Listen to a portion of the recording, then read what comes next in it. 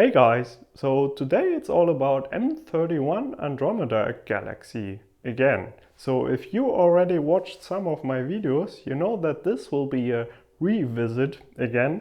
So first I used only my DSLR to capture this object. Then I used my DSLR in combination with a star tracker. I used my 127 Maxitov telescope in combination with a DSLR camera.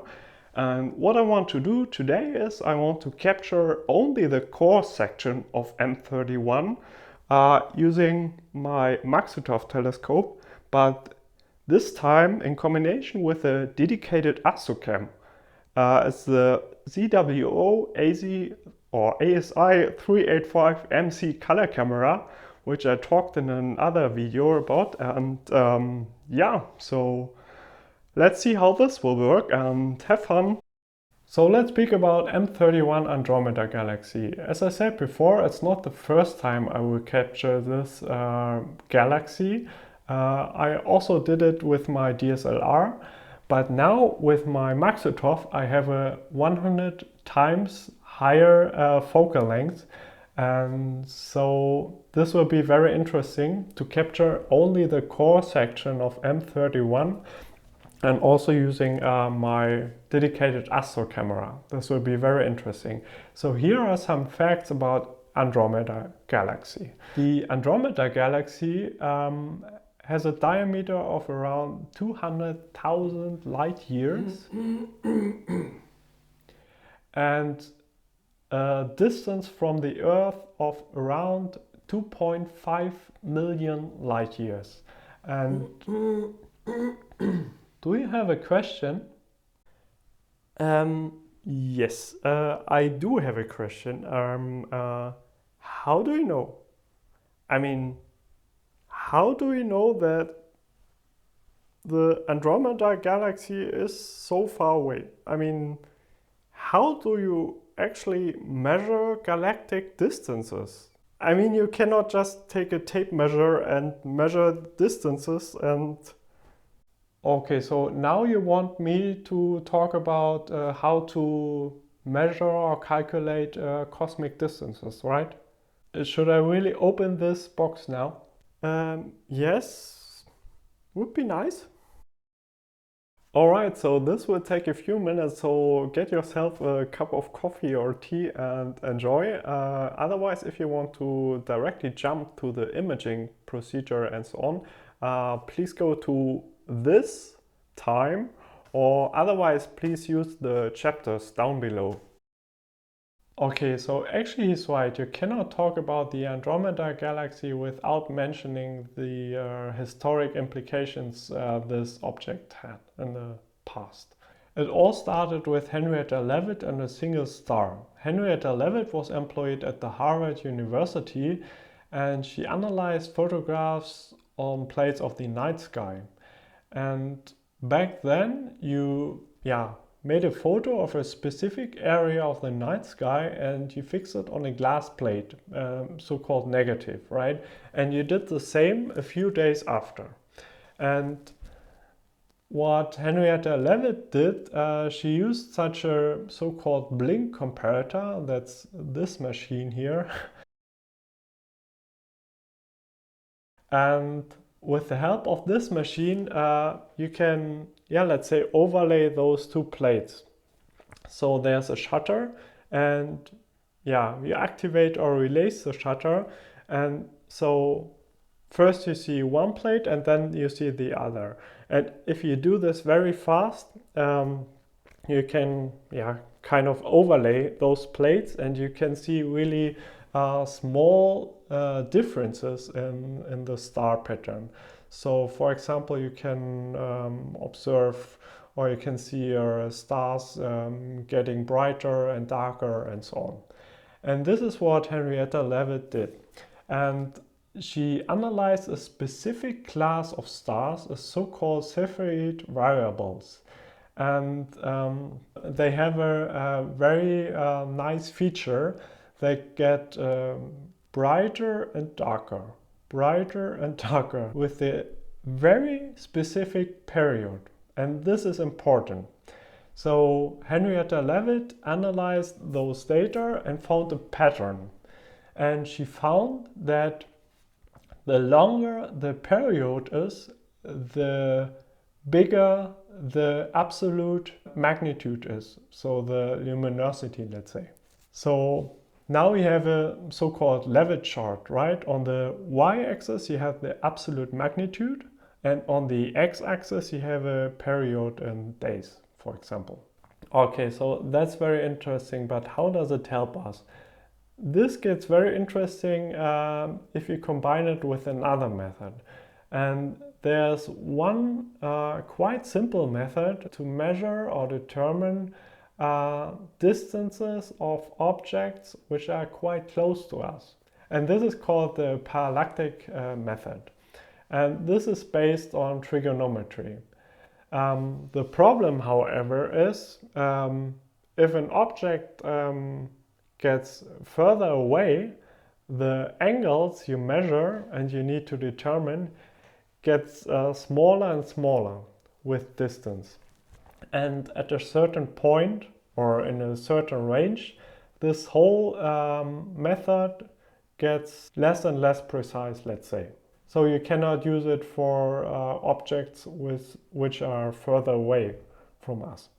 But with the help of Henrietta Leavitt's method, it's possible to determine the distance between Cepheid variables which are further away from us, much further away.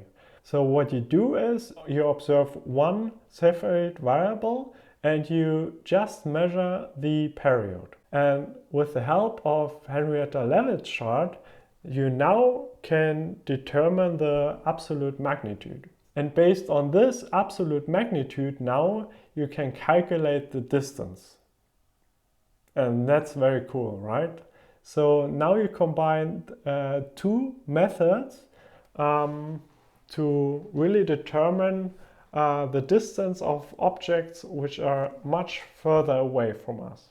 And there are many more methods to determine galactic distances. And the chain of measurements with each relying on another leads to the so-called distance ladder. So what you actually do is you combine those separate methods. And as you can see in this chart, one method to determine galactic distances is the Tully-Fisher relation. Okay, so let's come back to the Andromeda Galaxy. In the 1920s, it was not identified as a separate galaxy, but it was called or recognized as a nebula. And Edwin Hubble hoped to find a Cepheid star in the Andromeda Nebula to really determine the distance of this object. Okay, and spoiler, he found one. So what Edwin Hubble did is he used exactly the same method as Henrietta Leavitt did. So he photographed a specific area of the so-called Andromeda Nebula in 2 nights. So now he had 2 plates, and he also used this blink comparator. So he compared those 2 plates, and he really found that there was a change in the star pattern, as you can see here. So on the left hand side you can see the reference, and on the right hand side you can see the let's call the changed star pattern. And first he named it the N for nova. So until the 1930s there was no distinction between nova, supernova or other novae. But then he recognized that this is not a nova but a variable. So he really found a Cepheid variable.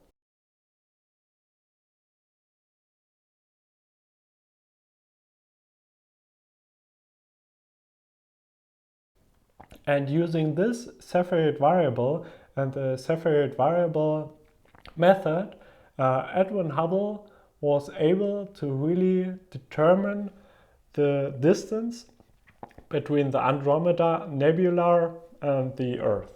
And he found that the distance is much larger or bigger than he thought or other people thought before. So now there was a proof that this is not one giant galaxy, but there are also other galaxies. And not just one, not just two, not just 1 billion or something, but billions and billions and billions of them. And later, of course, I will not go into detail. He also found that the universe is expanding and so on. And yeah, I think I will talk about this in another episode. So as you now know, M31 is not just a beautiful deep sky object, but it fundamentally changed our view of the universe as we know it today. And if you are also interested to learn more about this stuff, I really highly recommend this book. It's really great. It's from the Cambridge University Press, and yeah, it's just a great book. It's like a textbook. You also can answer questions if you want, and it's just a great book. I highly recommend it. And yeah, but I think now we will stop talking about this and let's do some imaging. Should be clear in about 4 hours. I don't see this yet, but let's see. Okay, that's much better now.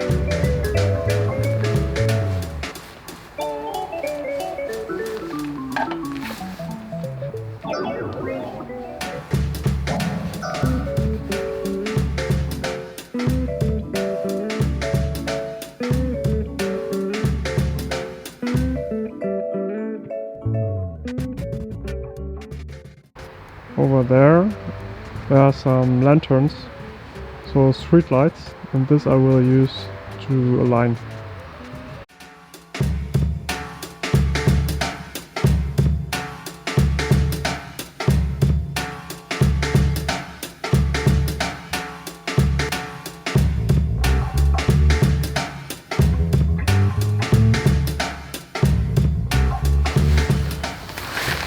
Time for focusing.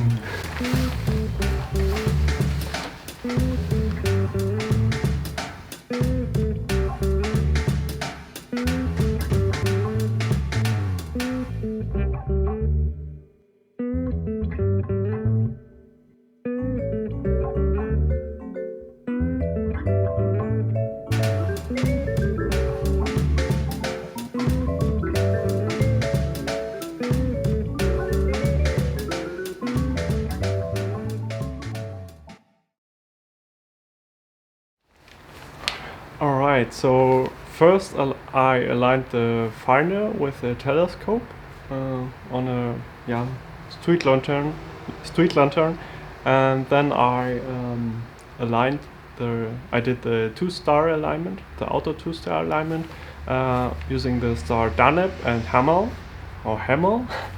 and I also did the focusing on Deneb, and now I will slew to Andromeda Galaxy M31.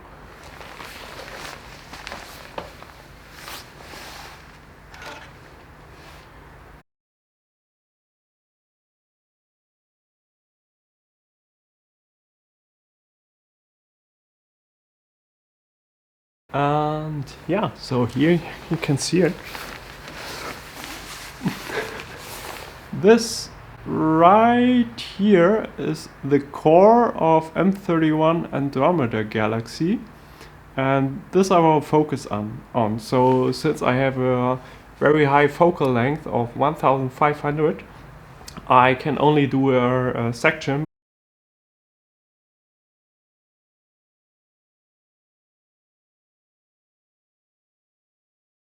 But that's okay for me. I want to make a section of the core with the dust lanes and so on. So this will be very interesting, I think. So now I will take the computer and place it on top of the table, and I will switch off the light, and then I will start shooting. Now it's around 8 p.m. almost 8 p.m. and the weather forecast said I should have around